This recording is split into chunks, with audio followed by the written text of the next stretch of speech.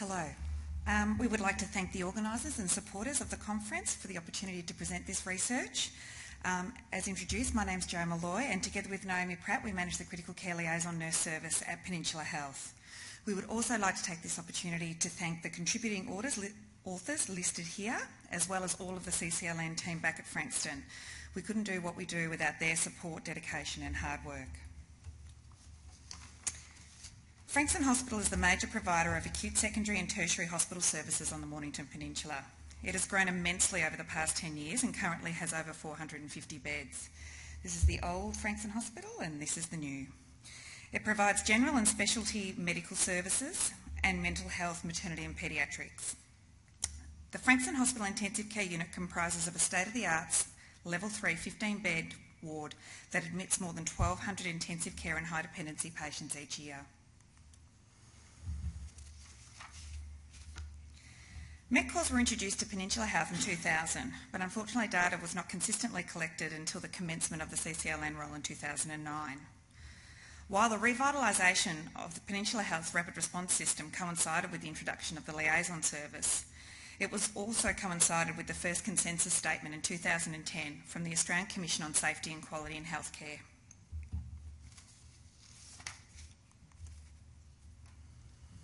As said, the liaison service started in 2009. It started with one 8-hour shift per day, but evolved to meet the increasing demands of the deteriorating patient, and we have a current model of 2 8-hour shifts, which started in 2014.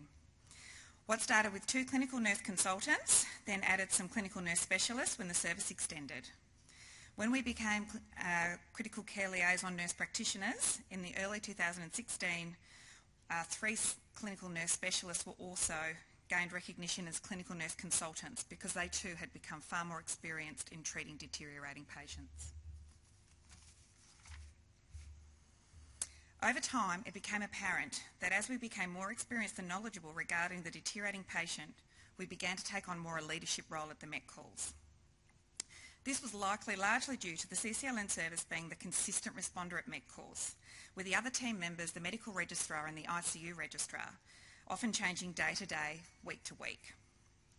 It was also quite likely due to the fact that we'd attended hundreds of thousands of Met calls, but well, hundreds and thousands, sprinkles, of Met calls since we started.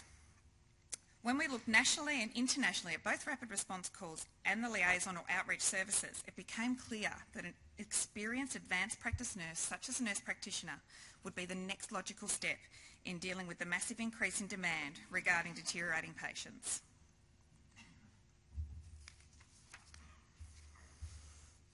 According to the Australian College of Nurse Practitioners, a nurse practitioner is a registered nurse with experience and expertise to diagnose and treat people of all ages with a variety of acute and chronic health conditions.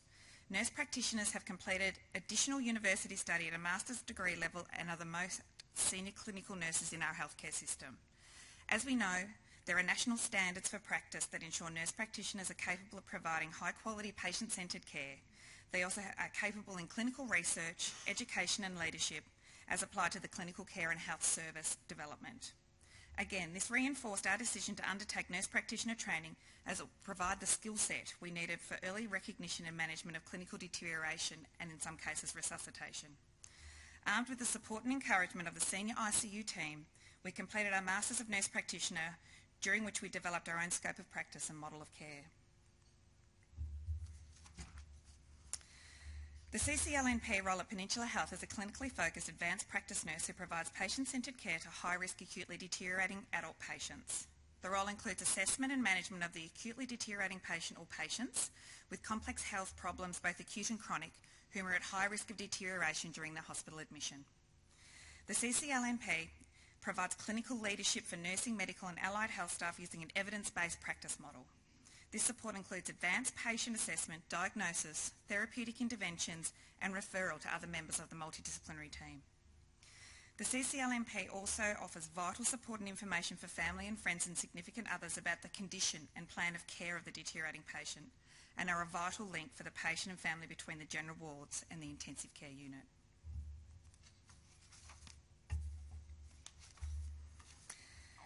As we all know, research has shown that inadequately resourced rapid response systems may adversely impact the quality of care in the intensive care unit. We too found that due to the massive increase in MET calls, the ICU registrar was spending more and more time out of the intensive care unit itself, often missing most of the morning ward round. With this in mind, a model of care was developed that proposed that critical care liaison nurse practitioners attend the MET calls instead of the ICU registrar when they're rostered on. The CCLNP are mainly rostered to cover the morning shifts during the week when the MET calls are at their busiest. However, we often do cover a number of afternoon and weekend shifts as well. This means that when the other critical care liaison nurse staff, the clinical nurse consultants or the clinical nurse specialists are on, they're primarily rostered afternoon and weekend shifts. They attend with the senior ICU reg when MET calls occur. However, there is no liaison nurse rostered overnight at present from 10 o'clock at night till 8 o'clock in the morning, and a senior advanced life support certified ICU nurse attend the MET calls with the ICU reg. Part of the business case that we presented include reviewing and evaluating this model of care to ensure there were no adverse effects for patients. So with the encouragement of our intensivists, especially Dr. Sachin Gupta, we have worked with the research team to undertake a project to explore the outcomes of patients who've had MET calls since the implementation of the CCLNP role. We have compared the outcomes of patients whose MET call was led by the CCLNP to those led by the ICU registrar. For this study, we included adult inpatients who had MET calls within the ward areas. Code Blue and paediatric rapid response calls were excluded as the team members that attend those events are different than those that attend the MET calls. To avoid counting patient outcomes twice, only the first MET call during an admission for the patient was reviewed. Details about those who attended the MET were obtained from the RiskMan database and the CCLN database. The CCLN database was adapted after the implementation of the MP role to ensure that we could track workload of the critical care liaison nurse practitioners and also be able to address any safety or quality issues about the response to MET calls. The information was collected, as you can see, and we were most interested to see what happened in the first 24 hours of the index MET call, to identify any afferent limb failure and to help us understand if there were differences between what was happening with the nurse practitioners and the ICU registrars. To date, there has been data collected on 991 MET calls. This represents about a fifth of the MET calls during the study period. We are fortunate to have somebody assisting us with the data collection because, as you can imagine, there are thousands of METs to go through. So there were no differences between the two groups in terms of age, gender, Charleston Comorbidity Index or an NFR prior to the MET call. As Jo has mentioned, the hours in which the nurse practitioner attends MET calls is different to those when the ICU registrar occurs, and the NP is rostered to cover most of those weekday morning shifts. And this tends to be the busiest time in our organisation for when MET calls occur, and so as you can see, we attended about 2/3 of the MET calls.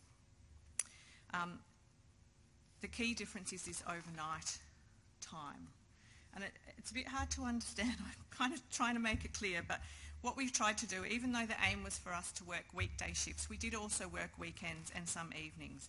And you can see that on the left-hand side of the slide, the proportion of weekday to weekends was similar between the nurse practitioners and the ICU registrars, really, but we attended 2/3 more events for those time periods. But we do not attend METs overnight. These are attended by the ICU registrar. And the graph on the right shows that significantly more overnight events or after-hours events were attended by the ICU registrar. After hours was classed as after 6 p.m. till 8 in the morning. So these are our results. There was no significant difference between the two groups for overall hospital mortality, whether the patient went on to have another MET call during their admission or a code blue event another MET call or a code blue within the 24 hours of the first MET call, nor was there any difference in admission to ICU significant. On initial analysis, there does appear to be a significant difference in hospital mortality within 24 hours of the MET call between the two groups, with a higher proportion of the patients who had a MET led by the ICU registrar dying within 24 hours. We teased this out a little bit more and was investigated to see what was going on for the ICU registrars compared to the nurse practitioners. Multivariate analysis was undertaken and which controlled for the time of the day a MET occurred and with that analysis we found that there was actually no difference between nurse practitioner or ICU-led Met calls. Pass back to Jo. So it'll come as no surprise to people that our out of hours or night time is a vulnerable time for the deteriorating patient. 2 recent studies have shown that out of hours or nighttime Met calls are associated with an increased risk of hospital mortality. Further research is required to investigate why these differences in outcomes occur. There are obviously likely multiple factors that could attribute to this, such as delay in rapid response call activation, less monitoring, and potentially less experienced staff available within the hospital during these times. As we have already heard at this conference, other hospitals have instituted programs such as Hospital at Night and Patient at Risk to try and mitigate some of these concerns. We all know that about 90% of Met call patients remain on the ward post-event.